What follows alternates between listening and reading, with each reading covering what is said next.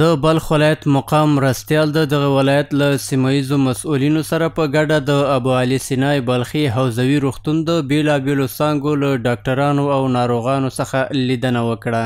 په دې لیدنه کې د بلخ مرستیال والي د دغه ولایت د عامې روغتیا د کارکوونکو 40 ساعته خدمتونه د پام وړ وبلل او د هغوی د ستونزو د حل ډاډ یې ورکړ.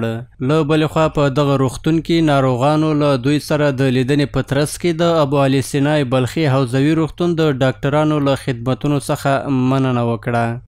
ما خوش هستم از امارت اسلامی که اونا خونه میگشت نوامبرش گفتم ما گفتم دمیالش 1000 بار ما شکر میکشم از امارت اسلامی خوش هستم 1000 بار.